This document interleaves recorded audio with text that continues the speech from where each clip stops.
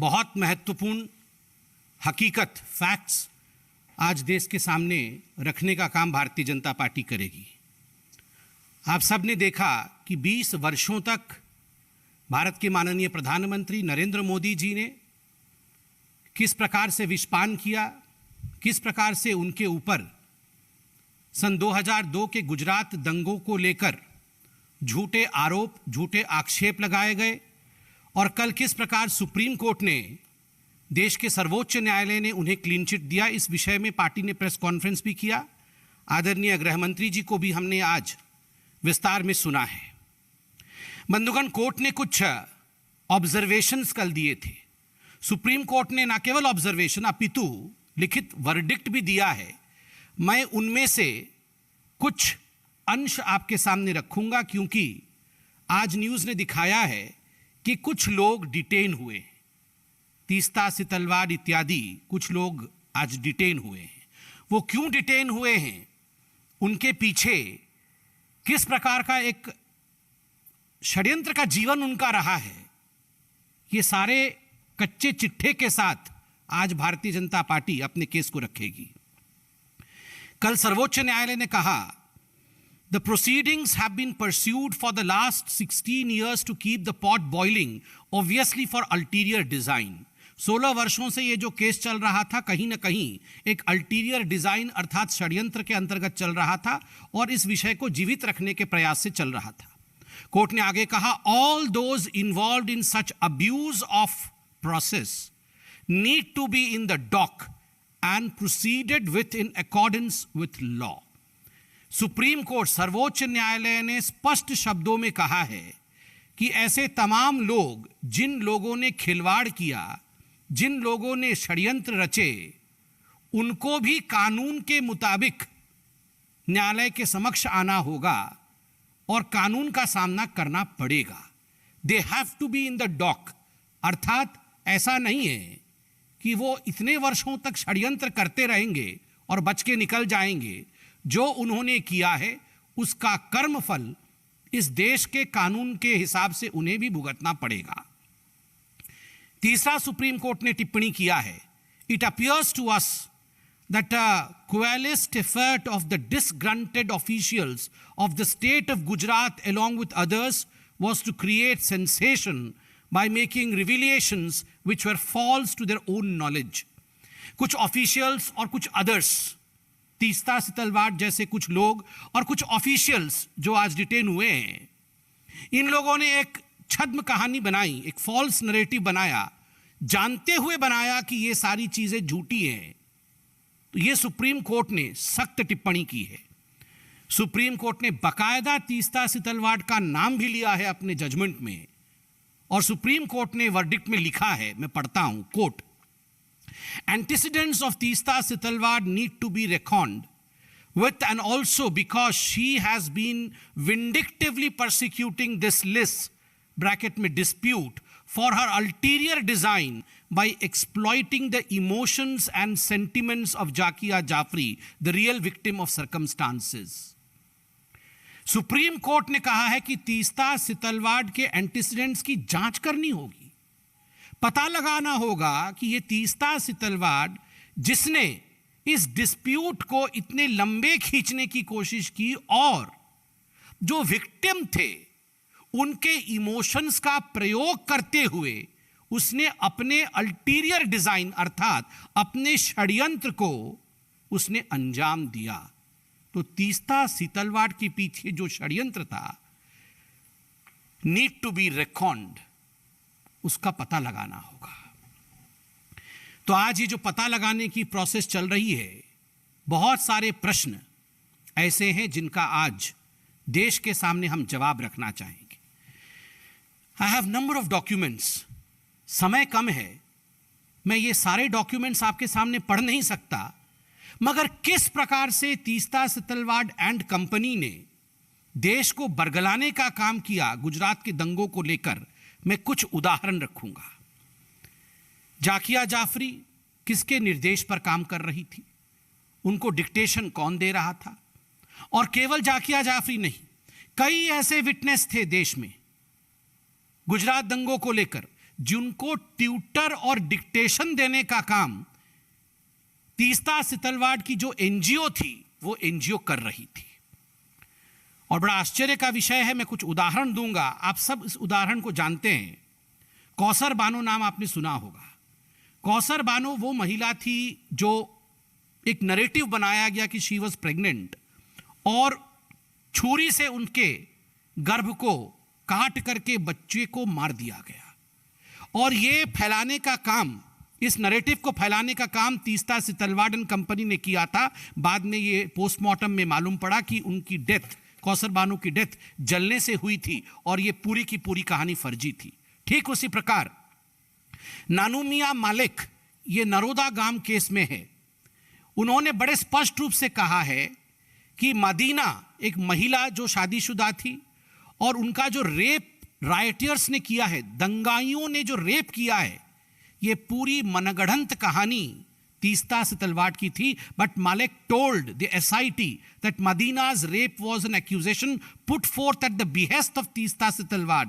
Medina has also denied the charge. ये एक leading अखबार ने और एक लीडिंग न्यूज एजेंसी ने छापा बाद में।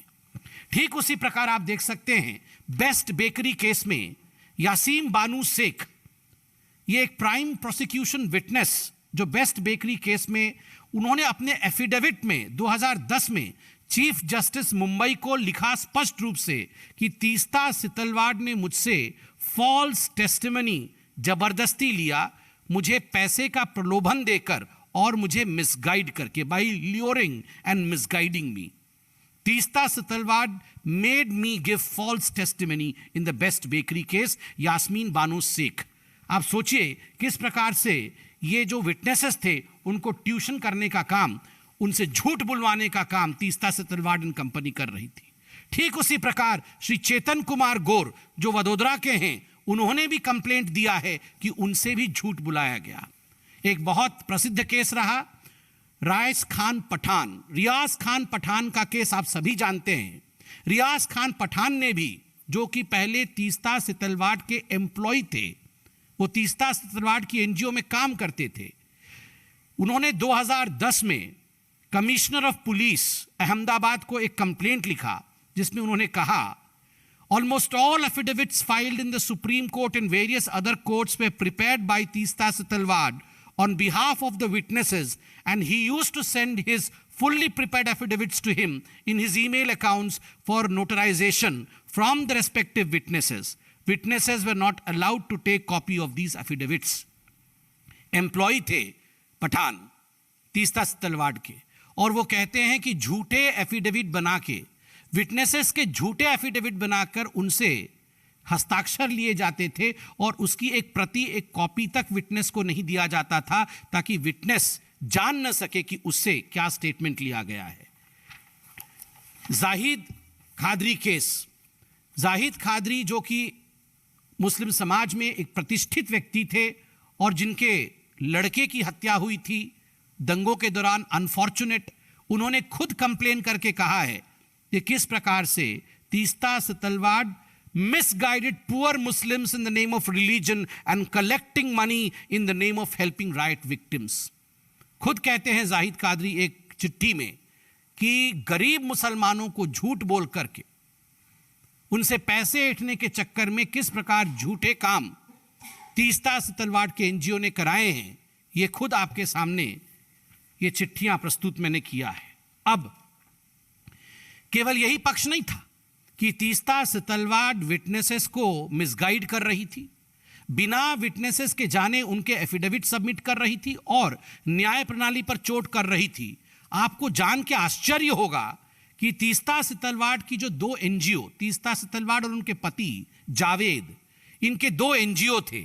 इन दोनों एनजीओ ने, एक एनजीओ का नाम है Citizen for Justice and Peace और दूसरे एनजीओ का नाम है सबरंग ट्रस्ट। इन दोनों एनजीओ ने जिस प्रकार का गबन का काम किया है वो जान के आप सिहर उठेंगे। और अब जो भी मैं स्टेटमेंट पढ़ूंगा आप देख सकते हैं, क्रिमिनल मिसलेनियस एप्लीकेशन नंबर भी है 2014 का। ये पूरा का पूरा हाईकोर्ट का केस में पढ़ने वाला हूं, in the high court of Gujarat at Ahmedabad. या हाईकोर्ट का केस में पढ़ूंगा, क्या टिप्पणी हाईकोर्ट ने की है। Money which was meant for the poor and the needy have been misappropriated by the applicants for their own materialistic pleasure, भौतिक आनंद के लिए and comfort.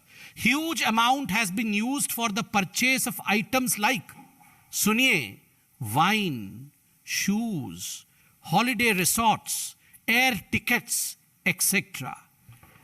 ये सब खरीदने के लिए जो पैसे आपने मुसलमानों के नाम पे इकट्ठे किए थे, इन चीजों पे खर्च किया गया।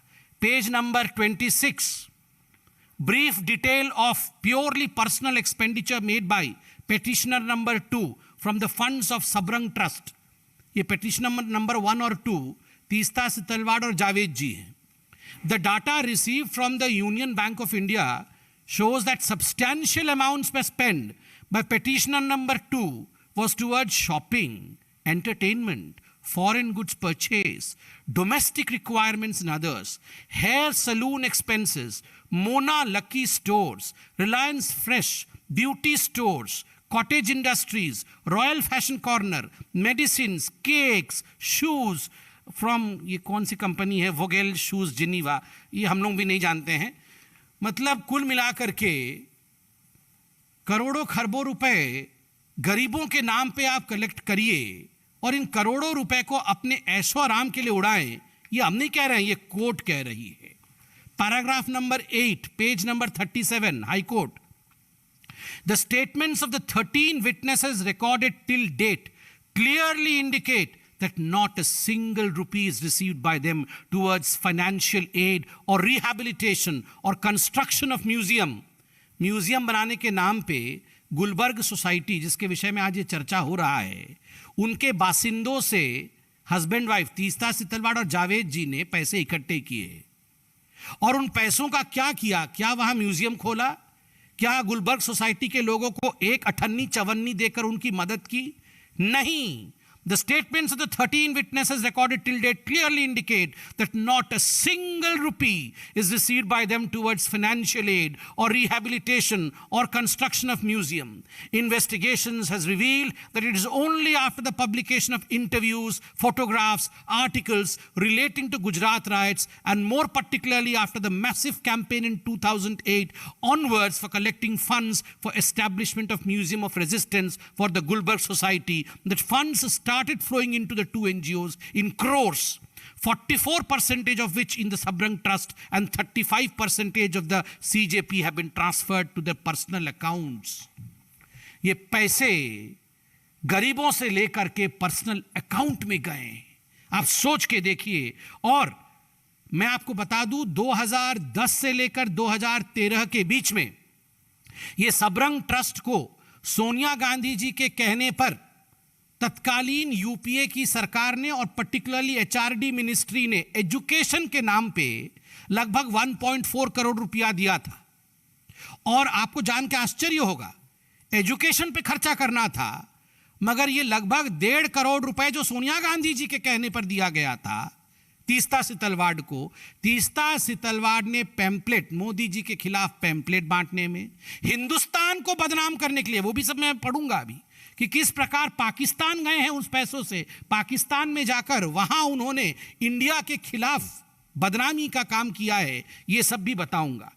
कोर्ट अंत में कहती है, आपको जान के आश्चर्य होगा, have gone through the materials on record, जज साहब कहते हैं, have gone through the materials on record, I have notice something very shocking and at the same time extremely sad. मैं बहुत दुखी हूं, ये जज कहते हैं, बहुत शॉक्ड हूं। There are serious allegations against the applicants of misuse and misappropriation of huge amount received by them through various donors. The money which should have gone to the poor and the needy appears to have been prima facie misused for their personal pleasure and comfort. Although in the course of lengthy arguments, it was vehemently submitted that the applicants are ready and willing to cooperate with the investigation, yet I have noticed that there is no cooperation worth the name. It is only after the arguments, etc., etc. आप सोच के देखिए कि अपने व्यक्तिगत भौतिक मजे के लिए वाइन, चप्पल, जूते, इन चीजों के लिए किस प्रकार से तीस्ता सितलवाड़ और कंपनी ने ये पूरे पैसे उड़ाए हैं और क्या क्या काम किया है। आज फाइल समाप्त नहीं होगी, इतनी मोटी है। 20 साल से ये सत्य भी इकट्ठा होता जा रहा है। आपको जान के आश्चर्य होगा कि ये तीस्ता से तलवार अकेली नहीं थी। Who was the driving force behind Teesta से तलवार? ये जो लोग, जिन लोगों ने न्याय प्रणाली के साथ धोखा किया, ये जो लोग जिनकी अल्टीरियर डिजाइन्स थे, जिनके विषय में कल सख्त टिप्पणी सुप्रीम कोर्ट ने किया है, इसके पीछे ड्राइविंग फोर्स कौन था? Who was the driving force? Sonia Gandhi and the Congress party. मैं सोनिया गांधी क्यों कह रहा हूं? Why was Sonia Gandhi the driving force? आप सभी जानते हैं कि सोनिया गांधी जी की जो एनएसी थी, जो एक्स्ट्रा कॉन्स्टिट्यूशनल बॉडी जो सोनिया गांधी ने बनाया था, नेशनल एडवाइजरी काउंसिल, उसकी एक सदस्य तीस्ता सितलवाड़ भी थी। और बंधुगण, सोनिया गांधी जी ने तीस्ता सितलवाड़ जी से स्पेशल आग्रह किया था कि जो communal violence bill, prevention of communal and targeted violence, access to justice and reparations bill 2011, इसमें तीस्ता सितलवाड़ बढ़ चढ़ के भाग ले और उसको ड्राफ्ट करने में मदद करे। आपको क्या लगता है, ये करोड़ों रुपए का गबन, झूठ, फरेब, जब तक कि फर्स्ट फैमिली का सपोर्ट ना हो, जब तक कि सरकार का सपोर्ट ना हो, यह संभव था क्या? बिल्कुल नहीं। बंधुगण, आरबी श्री कुमार, पूर्व डीजी गुजरात के, उनका नाम भी आया है। आप सब जानते हैं, अभी चंद दिनों पहले सुप्रीम कोर्ट में एक बहुत महत्वपूर्ण केस चला जिसने हम सबको शर्मसार किया, इसरो के एस्पियोनाज केस के विषय में। एस नंबी नारायणन, एक बुजुर्ग हमारे साइंटिस्ट जिन्होंने देश के लिए काम किया, जिस प्रकार से उनके खिलाफ षड्यंत्र रच करके उन्हें फंसाने का और उन्हें मलाइन करने का काम आरबी शिव कुमार ने किया, सुप्रीम कोर्ट ने इसकी भी टिप्पणी की है। सुप्रीम कोर्ट ने आरबी शिव कुमार को भी अपने सामने प्रस्तुत होने के लिए बुलाया है। तो स्वाभाविक है, ये षड्यंत्र केवल गुजरात के खिलाफ नहीं, ये जो षड्यंत्रकारी थे, ये षड्यंत्रकारी भारत के हर फ्रंट में षड्यंत्र करने में व्यस्त थे।